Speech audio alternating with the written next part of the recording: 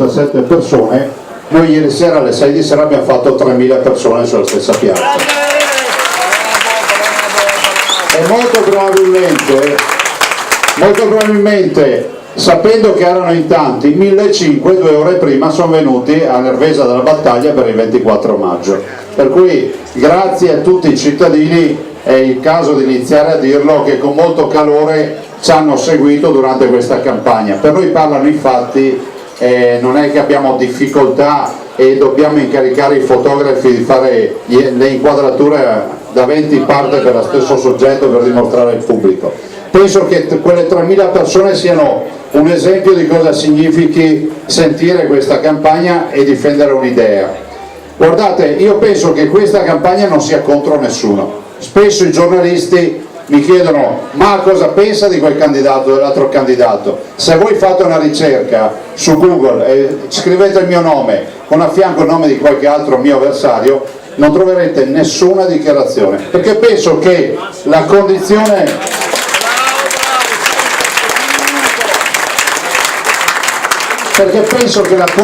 migliore, visto e considerato che ormai le notizie si rincorrono, i mezzi per accedere alle notizie sono molteplici, no? La televisione, la carta stampata, i social media in generale, il passaparola, le pacche sulle spalle e qualcosa anche magari sussurrato nell'orecchio. Penso che proprio perché poi questa campagna è una campagna che poi non dura tanto, io decido di dedicare il mio tempo non a occuparmi delle cose degli altri, ma a parlare del nostro progetto amministrativo, che è un progetto che per la prima volta nella storia della Regione Veneto, e questo è bene che lo ricordi proprio alla presenza dei nostri compagni di viaggio che ringrazio e saluto, per la prima volta è di fatto un progetto giuridicamente sostenibile.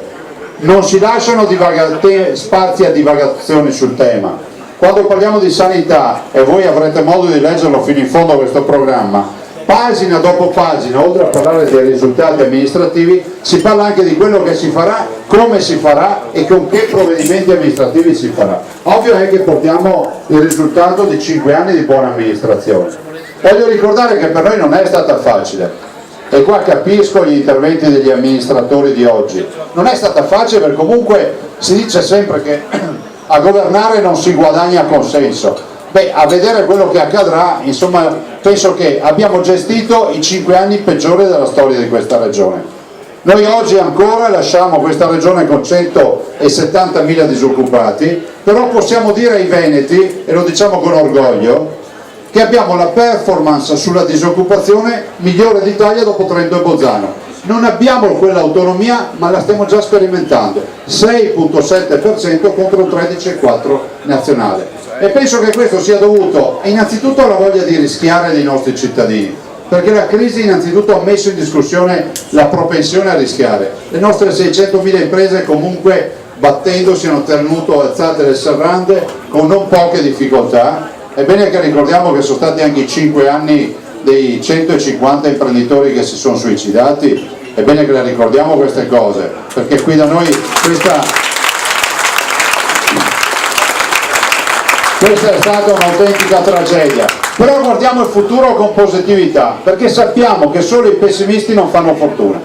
E allora diciamo ai veneti che nonostante vi vengano a dire che noi non sappiamo dialogare con l'Europa, nonostante vi vengano a dire che non sappiamo utilizzare i fondi comunitari, ditelo con orgoglio che siamo, nonostante questo, l'unica e la prima regione in Italia che ha avuto riconosciuto il piano straordinario per il lavoro, e dedicheremo all'occupazione del Veneto 760 milioni di euro che l'Europa ci ha dato. Ma questi non sono successi di qualche anno fa, ma sono successi di qualche mese fa.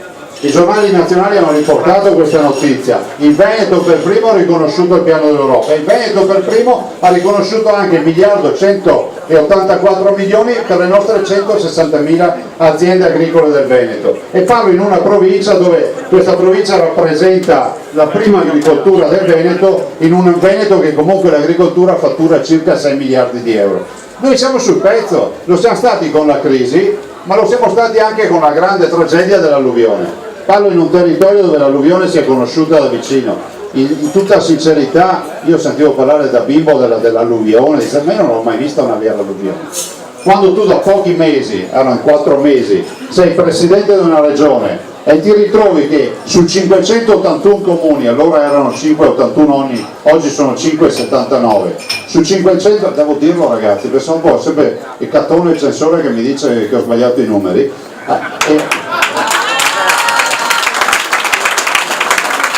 poi lo sapete tutti che sono il mago dei numeri, cioè. Un giorno vi spiegherò anche come si fa, non bisogna utilizzare agende, non bisogna utilizzare niente, cioè. Tanta memoria e basta, quasi come Picco della Mirandola. Bene, detto questo, scusate perché i leghisti non possono fare citazioni dotte perché poi viene fuori che ce l'ha detto qualcuno. Detto questo, 581 comuni del Veneto, 235 alluvionati, 10.040 famiglie e imprese sott'acqua. Bene, ancora oggi l'alluvione del Veneto si ricorda come modello da imitare. In 9 mesi abbiamo liquidato i danni ai nostri cittadini. Ad agosto già firmavo, l'alluvione è stata il 31 ottobre 2010, già ad agosto 2011 ho firmato tutti i decreti da commissario, ed è un'alluvione che ha gestito 362 milioni di euro e non si è trasformata nella solita storia degli avvisi di garanzia, nelle polemiche e tutte queste cose. Beh, magari è anche facile applaudire oggi, no? Ma quando Zaia faceva gli accordi con la Guardia di Finanza nel 2010, quando faceva le direttive per spiegare ai dipendenti e ai propri collaboratori come si affronta la legalità in un ente, quando qualcuno sorrideva e diceva ma questo si arriva qua piena dal Piave, no? Mona Vignoso qua piena dal Piave, perché dicevo non serve andare a parlare con i nostri fornitori di beni e di servizi al ristorante, ma si parla in ufficio e vi tenete un verbale di quello che dite, perché è giusto che la legalità passi attraverso anche delle regole certe. Beh, molti magari sorridevano, no? Erano ancora gli anni, andate a vedere la rassegna stampa, erano ancora gli anni, come si dice? No, c'era una battuta di Milano, come si è la battuta di Milano? Della Milano da bere, no? Del Veneto da bere, grazie Gian Antonio. Erano ancora gli anni del Veneto da bere, però poi l'abbiamo dimostrato con i fatti. Voglio ricordarvi che da qui a pochi giorni, la prossima settimana, scade purtroppo un triste anniversario che resterà nelle pagine di storia del Veneto. Purtroppo non siamo come a Palazzo Ducale dove qualche effigie di qualche doge non c'è più. Voglio ricordare che il 4 giugno 2014 questa regione, sotto la nostra gestione, comunque ha vissuto anche la tragedia di una grande inchiesta, che è quella del Mose, ma che con molta onestà e con molto orgoglio è bene che voi andiate a ricordarlo, perché chi vi parla è l'unico che non è stato minimamente toccato da questa inchiesta.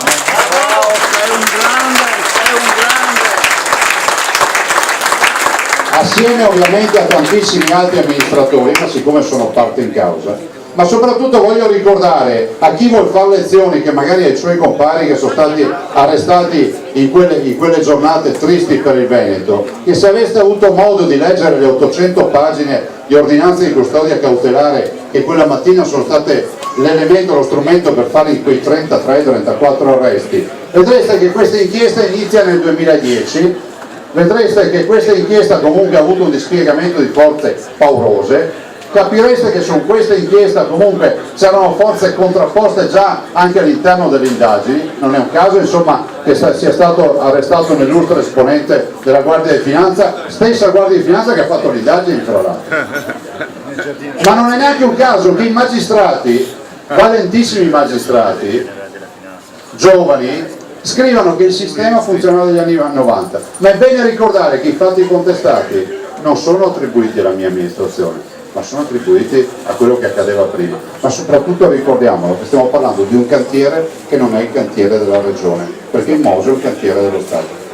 Poi dico, se ti fa così schifo, perché vedo delle dichiarazioni a livello nazionale, perché qua ormai tutti sono esperti nel fare dichiarazioni di alto contenuto, no? di legalità, se ti fa così schifo tutto quello che sta accadendo, ti ricordo che è passato un anno, ma vedo che i soggetti sono sempre gli stessi, cioè non so se tu sei così preoccupato che comunque chi lavora, cioè io leggo da più parti, no, che si dice ma bisogna avviare, lo dice il Presidente del Consiglio, no, bisogna avviare percorsi di legalità e ogni tanto lì ci liberano il Mose, no? Nel Mose a me risulta che i fornitori di servizi ancora oggi sono quelle imprese che sono state chiamate in discussione prima. Io non dico nulla contro le imprese, però dico non venire a fare lezioni a me, non venire a fare lezioni a me, perché comunque il percorso della legalità è una cosa seria. Prova ne sia che noi ci siamo candidati assolutamente con l'ANAC e quindi con Cantone per dire ma perché non iniziamo dal Veneto a certificare tutto quello che è il movimento delle opere pubbliche. Il Veneto come modello di legalità,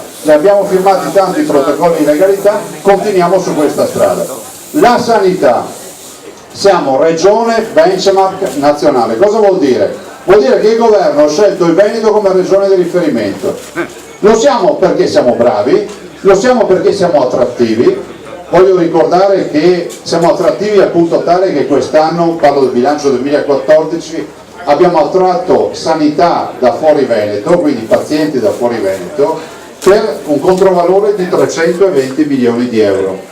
Il che vuol dire che soprattutto quelle regioni che fanno buchi della sanità e che gestiscono male la sanità, oltre a far buchi, esportano malati. In Veneto, sia chiaro, noi curiamo tutti i cittadini. Per noi non esiste distinzione di razza, di pelle, di credo religioso, di etnia, di nessun tipo.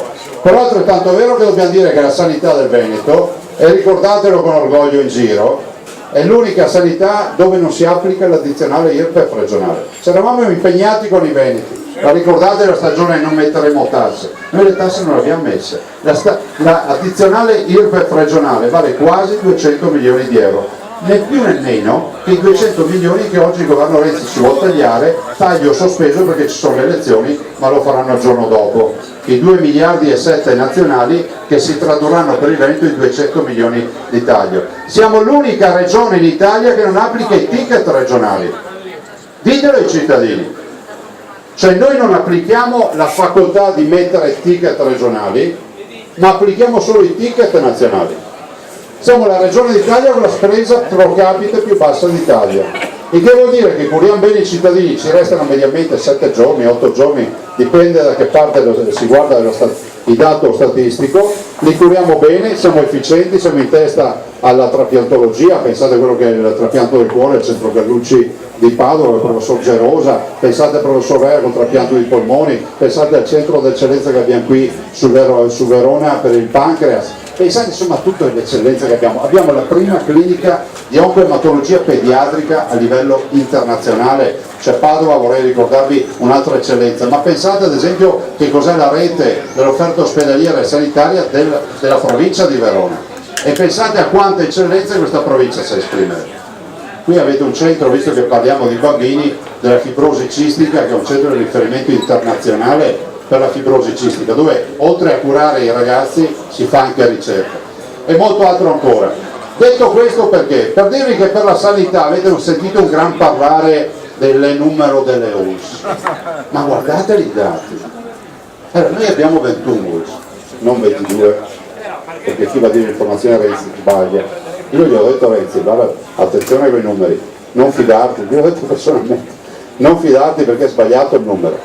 Però vorrei ricordarvi che se poi vi vengono a citare, ma l'Umbria ha solo 4 ASL, mi sembra, o 2, non mi ricordo, anzi 4. Cioè, ma andate a vedere il numero di abitanti per ASL, è quello nostro.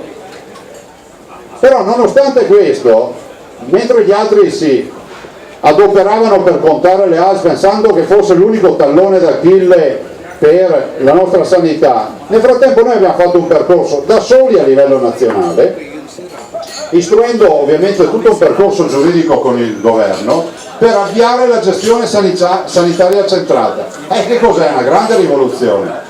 È una grande rivoluzione perché? Perché ci permette di fare una gestione unica, una sorta di grande fratello, cioè dove tutti i fatti amministrativi vengono gestiti da un unico testa pensante e quindi non ci saranno più 21 uffici legali, non ci saranno più 21 uffici tecnici, non ci saranno più 21 realtà che fanno appalti e gare, non ci saranno più 21 realtà che comunque si occuperanno di opere pubbliche e quanto via.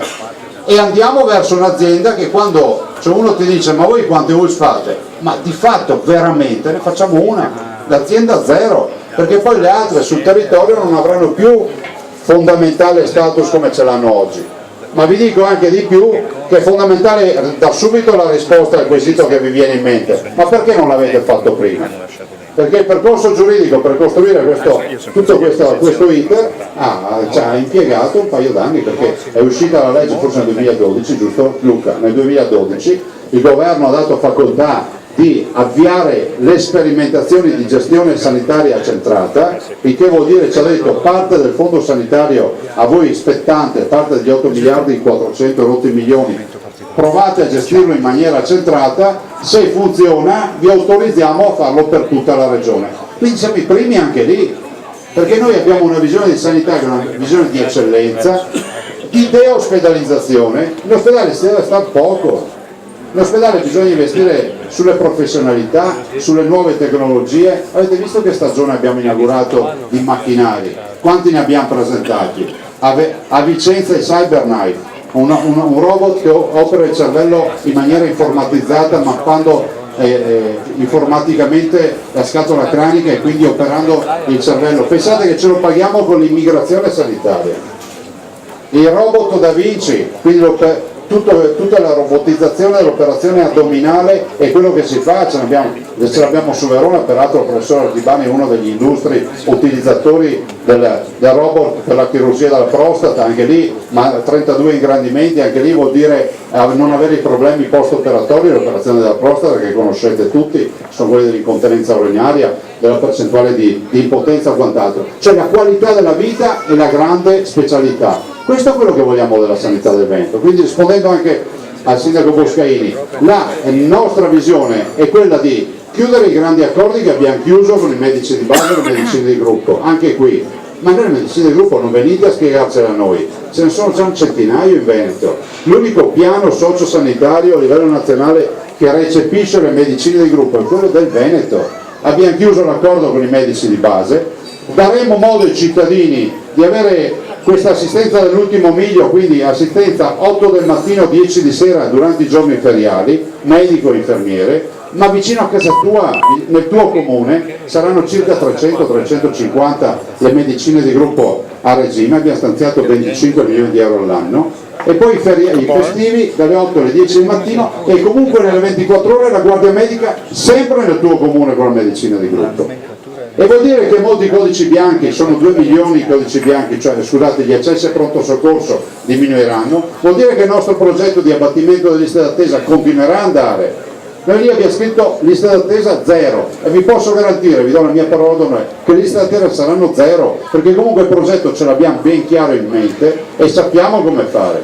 Ovvio è che stiamo governando in un momento nel quale questi qua a Roma ogni giorno si svegliano con un taglio nuovo. Allora uno dice: ma sarà possibile che governi questo paese non dall'altro ieri, ma da novembre 2011? Vi ricordo che questa maggioranza, nel bene o nel male, governa questo paese prima con Monti, poi con Letta, adesso con Renzi, dal novembre 2011. Ti ricordiamo che abbiamo lasciato in eredità, per rispondere anche agli autonomisti indipendentisti, ti ricordo che abbiamo lasciato in eredità i costi standard pronti per l'applicazione, che significano per l'Italia un risparmio di 30 miliardi di euro. Cioè pensate, un terzo dell'interesse sul debito pubblico che potrebbe essere colmato semplicemente chiedendo a tutti di non sprecare più. Allora noi ci chiediamo: ma perché dici ai pensionati che non puoi dare 18 miliardi scusate, rispettare la sentenza della consulta per le pensioni e pagare questi 18 miliardi di euro di indicizzazione delle pensioni, quando comunque ti rifiuti di applicare queste normative? Perché trasformi una sentenza della consulta che ti condanna a pagare in un bonus per alcuni pensionati, per 3 milioni e 700 mila pensionati? Perché fai credere ai cittadini che stai facendo un regalo quando sei stato condannato a pagare? Ma nessuno si indigna per questo. Io penso che questo sia grave, quello che sta accadendo. Allora noi siamo di fronte a un governo che comunque pensa che ancora questa sia la gallina delle uova d'oro. Noi abbiamo 2 referendum, autonomia e indipendenza. Penso che sia assolutamente un bel esercizio di democrazia chiedere ai veneti cosa pensino rispetto a questi 2 temi. Non sono deliberativi, non danno fondamenta giuridica di nessun tipo, ma semplicemente permettono alla comunità di esprimersi. Prima un giornalista svizzero mi ha chiesto: ma qual è il vostro punto di partenza? Beh, il minimo è Trento e Bolzano, 9 decimi di tasse sui nostri territori, penso che questo sia il minimo. Ma non è un fatto di... non è un fatto di, come si può dire, di egoismo, ma è un fatto di sopravvivenza, perché anche qui quando parliamo di veneti, ricordiamoci che i veneti sono dati dei veneti storici, ma sono dati anche dei nuovi veneti, quei 514.000 immigrati che vivono stabilmente in Veneto, che hanno un progetto di vita, che si sono integrati, peraltro utilizzando un modello di integrazione che è preso come di riferimento a livello nazionale, che comunque si comportano bene, che hanno capito quali sono le modalità civili per vivere in Veneto, che hanno diritto a risposte come tutti gli altri cittadini.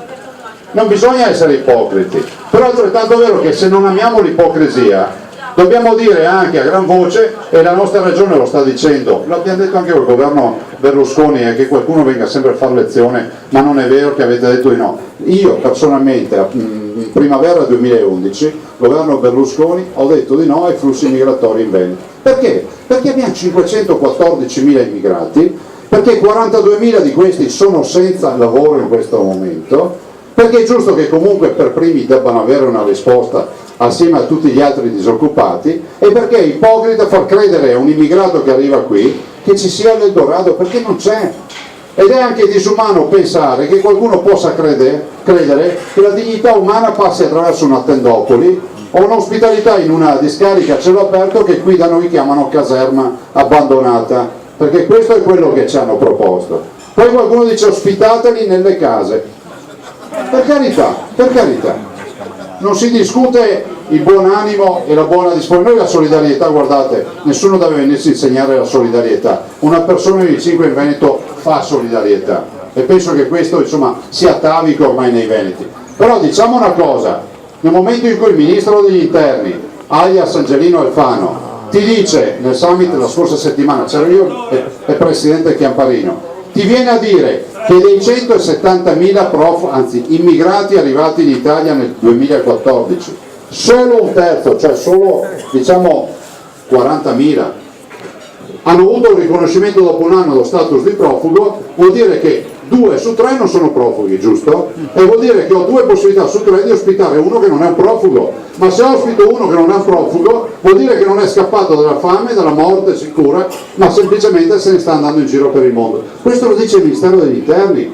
Poi il Ministero degli Interni ci dice anche che i terroristi non possono arrivare con i barconi. Avete visto una grande previsione, ma al di là di questo, che sia vera o meno la storia del Museo Bardo di Tunisi, io dico un'altra cosa, ma a voi sembra verosimile che un terrorista con intenzioni omicide, con intenzione di far casino in Italia, possa imbarcarsi su un aereo di linea, si fa il biglietto, va in agenzia, magari chiede anche una guida turistica per conoscere il territorio, o si infila dentro su un balcone come un Rambo e cerca di arrivare? Voi lo sapete che solo il 37% degli sbarcati hanno accettato di lasciare le loro impronte digitali? Li conoscete questi dati? Questi sono i dati che escono dal Ministero. Perché? Per carità, c'è anche una motivazione, perché molti dicono io non voglio dichiarare che il mio paese entrante sia l'Italia, ma voglio andarmene verso nord. Però anche ricordiamoci che c'è un'altra Lampedusa che è dimenticata, che è quella del nord-est, l'ingresso dai Balcani. Siamo di fronte a un'Europa dove un paese è stato lasciato libero di realizzare un muro di 35 km, si chiama Bulgaria. Questa è la civiltà che esprime l'Europa. Abbiamo un paese che ha realizzato cioè noi abbiamo un nuovo muro in Europa, in Bulgaria, 35 km. Questa è notizia di qualche settimana fa. Allora io dico, questa Europa innanzitutto deve darsi da fare, deve pensare che il tema di questo esodo biblico, di questa diaspora, sia un tema che comunque deve interessare tutti noi. Li dobbiamo aiutare a casa loro. Penso che molte organizzazioni non governative, che molte missioni religiose abbiano dimostrato che questo lo si può fare. Ci hanno detto che non si possono fare i campi di accoglienza in Libia perché la Libia è in guerra.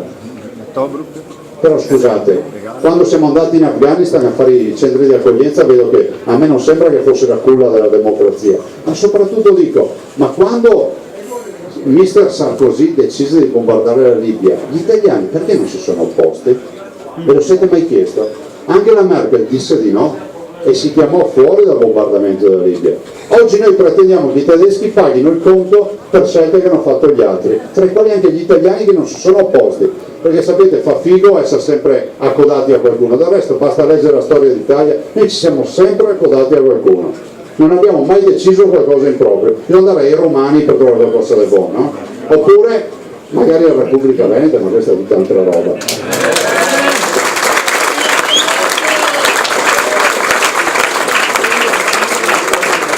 Detto questo, la nostra posizione è chiara, come lo è, e vado a concludere, come lo è ad esempio sul tema dell'ordine pubblico.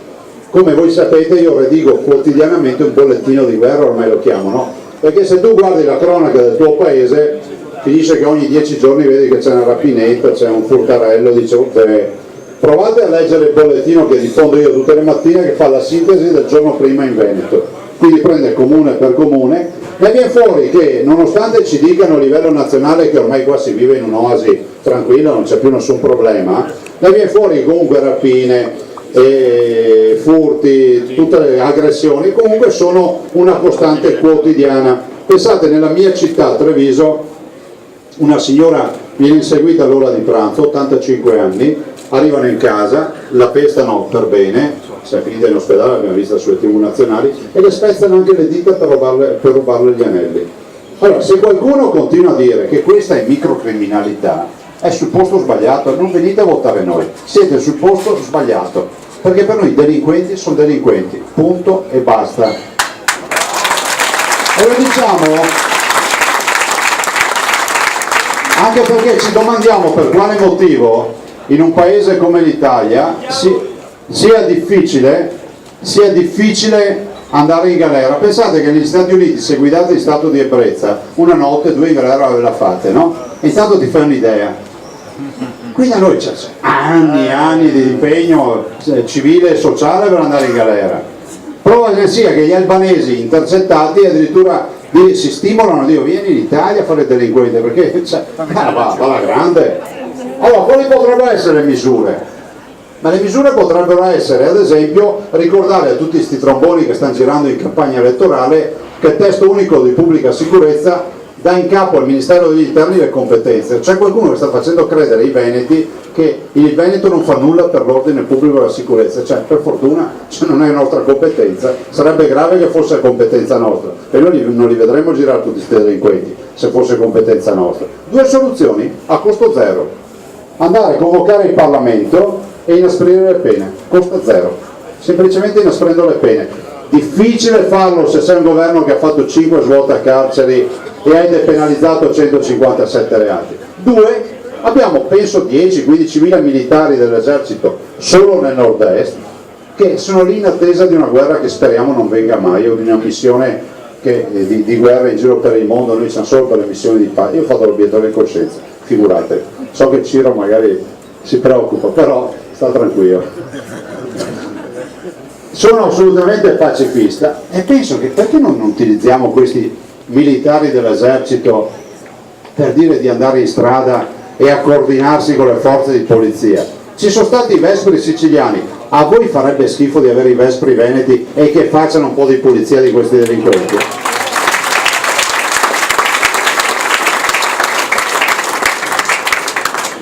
Chiudo perché penso di aver annoiato a sufficienza, però se parlo poco mi dite che poi non ho detto, insomma ho cercato di dire qualcosa. Voglio ricordare Ferroli, San Bonifacio, 1100 dipendenti, una posizione pesante dal punto di vista finanziario, però anche tante commesse, cioè l'azienda ha lavoro. Stiamo parlando di distretto industriale importante, perché comunque sono coinvolte altre aziende, tutti esendati a trovare i lavoratori. Io sono arrivato per caso, fra l'altro, no? Posso dirvi, informatevi cosa stiamo facendo noi al Ministero dello Sviluppo Economico, giorno dopo, sentite Ferroli, sentite qualcuno, giorno dopo giorno per cercare di costruire una via di uscita, e andate a vedere tutti gli altri che sono passati a fare promesse che hanno un ruolo molto più importante di me e potrebbero far aprire porte al Ministero senza nessun problema, se neanche si sono preoccupati di interpellare il Ministero. Grazie.